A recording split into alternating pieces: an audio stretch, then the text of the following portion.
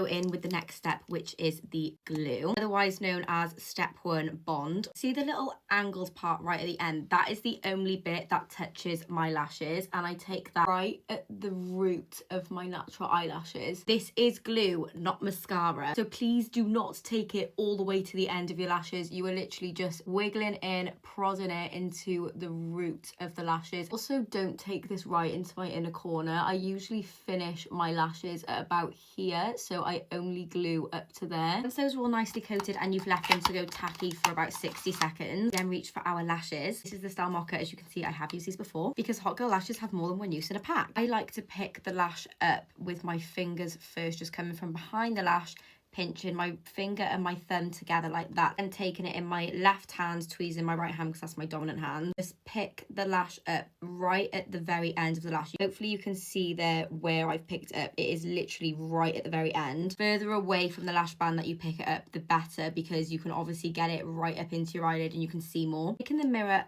underneath your lashes so that you can see a really good upwards angle. You're gonna get the lash band, so that little line at the bottom of the lashes, as close as possible to your natural lash line. I like to then push the tweezers up a little bit like that to really get them up, and then just push again at the bottom of the lash line to make sure they're nice and stuck on. Always go in at the end with a 14mm because that gives me a nice little cat eye look. Doing the same thing again, finger and thumb, grabbing a 12mm. If you get a little bit more of a pro, then you can just freehand pick it up like that with your tweezer, making sure it's right at the end of the lash, coming up with the mirror and then popping them as close as you can to that lash line, giving them a little push in. I will repeat that then for every single lash with the 12mm coming till about here. I find the 10mm the hardest ones to apply. You want to really make sure that you're getting in there so you don't displace any of the lashes. So you want to make sure with the 10mm you're picking them up at an